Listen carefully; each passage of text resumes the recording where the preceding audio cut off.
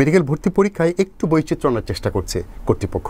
তারা চেষ্টা করছেন মেডিকেলের জন্য যারা চিকিৎসক হবেন তাদের মানবিক দিকটা শার্প হওয়া দরকার, সাউন্ড হওয়া দরকার। সেজন্য তারা চেষ্টা করছেন যে তাদের যে মানবিক কিছু বৈশিষ্ট্য গ্রো কিভাবে করা যায় সেজন্য এই ধরনের কিছু প্রশ্নই তারা রাখবেন তাদের মানবিক শিক্ষার্থীদের মানবিক সাইটে যাচাই করার জন্য। কিভাবে দেখছেন এই সিদ্ধান্তটি?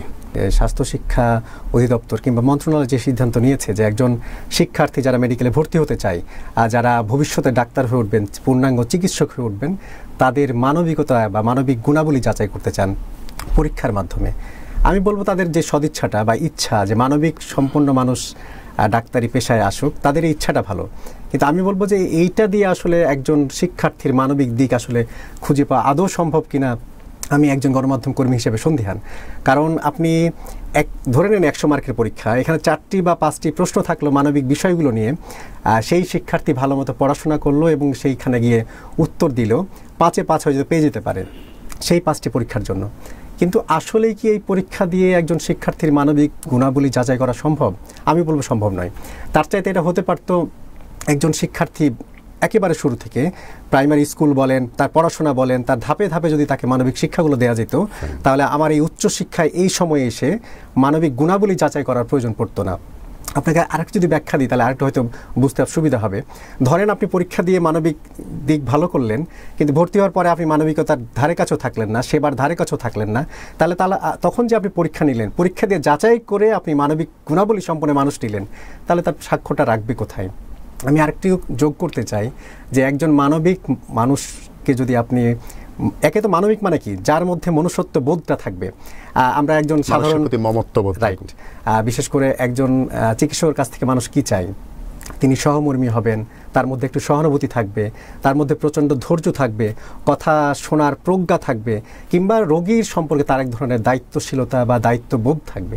এই জিনিসগুলোই তো আপনি খুঁজতে চাচ্ছেন। কিন্তু এই জিনিসগুলো খুঁজে আমি যেটা বলবো যে এই প্রশ্ন উত্তর দিয়ে এই মানবিক গুণাবলী যাচাই করার যে উদ্যোগ, ইচ্ছাটা ভালো, কিন্তু আমি মনে করি যে এটা সফল আসলেই সম্ভব না। তবে শুরু থেকে শুরু করা দরকার, যেটা আমি একটু আগে বলছিলাম, প্রাথমিক স্তর থেকে শুরু করেন, ধাপে ধাপে চলে আসেন, আপনাকে এই উচ্চশিক্ষার এই জায়গায় এসে মানবিক গুণাবলী যাচাই করার প্রয়োজন পড়বে না। সবুজ ভাই, একটু প্রশ্ন করবো আপনাকে। সেটা হচ্ছে যে আপনি যে বললেন যে একেবারে শৈশব থেকে যদি প্রতিটি ক্লাসে এরকম একটা টাচ থাকে, তো তাহলে তো আপনি যেটা বলতে চাচ্ছেন সেটার কিন্তু সামগ্রিক অর্থ দাঁড়াচ্ছে যে শুধুমাত্র মেডিকেলে যেই ছেলেটি পড়বে সেই ছেলেটির মানবিক দিকটি আমি জাগ্রত করার শুধুমাত্র জরুরি না, বরং সামগ্রিকভাবে যারা যেই সাবজেক্টে যাক, যেখানেই যেই খাতেই কাজ করুক, প্রত্যেকটি মানুষের জন্য মানবিক সাইডগুলো জাগ্রত হয়। তাহলে আপনি কি সামগ্রিকভাবে বলতে চাচ্ছেন যে আমাদের মানবিকতা জাগ্রত করা দরকার? অবশ্যই। কারণ এটা আপনি শুধু ডাক্তারদের জন্য কেন বলছেন?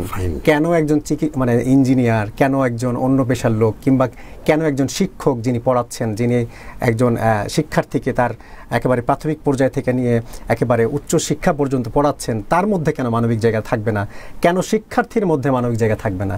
আমি এই কারণে গুরুত্ব দিচ্ছি, এই কারণে শুরুতেই একেবারে যদি প্রাথমিক পর্যায় থেকে মানবিক গুণাবলী সম্পন্ন মানুষ করে গড়ে তোলা যায়, এই যে নৈতিক শিক্ষার কথা আমরা বলি, কিংবা এই যে ইসলাম শিক্ষা নামে যে একটা আমাদের সাবজেক্ট আছে, এটা কেন ধর্মীয় শিক্ষা যেমন থাকে, পাশাপাশি আপনাকে মনুষ্যত্ববোধ জাগ্রত করে, কিংবা নৈতিকতা সম্পন্ন মানুষ হয়ে উঠতে পারেন, মানবিক হতে পারেন, এবং মানুষের যে দুঃখ কষ্ট বোঝা কিংবা আঁচ করার সেই সহমর্মী বা সহানুভূতির মানসিকতা থাকে, সেগুলো জাগ্রত করার জন্যই তো এইগুলো মূলত করা।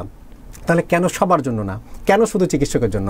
তবে আমার ধারণা যেখানে চিকিৎসকের জন্য কেন বলা হয়েছে, যে কারণ চিকিৎসকের কাছ থেকেই মানুষ আসলে মূল সেবাটা চায়। কারণ একজন রোগী কিংবা একজন মানুষ যখন অসুস্থ হয়ে পড়েন, তখন শেষ মুহূর্তে ডাক্তার যদি একটু আদর করে দেন, কিংবা ডাক্তার যদি বলেন যে আপনি এই ওষুধটা খেলে কিন্তু আপনি সুস্থ হয়ে উঠবেন, কিংবা আপনি এই ওষুধটা খেয়েছেন, এর সাথে এই জিনিসটা খায়েন, একটু আদর করে যদি বলেন, একটু তার কষ্টটা বোঝা, তার শারীরিক কষ্ট বোঝা, পাশাপাশি মানসিক কষ্টটা বোঝা, এই বোঝার কারণেই হয়তো বা মন্ত্রণালয় কিংবা স্বাস্থ্য অধিদপ্তর এই চিন্তাটা করেছেন যে ডাক্তাররা যদি মানবিক হন তাহলে ঠিক সেবাটা পাওয়া যায়, হয়তো সেই চিন্তা থেকে করেছেন।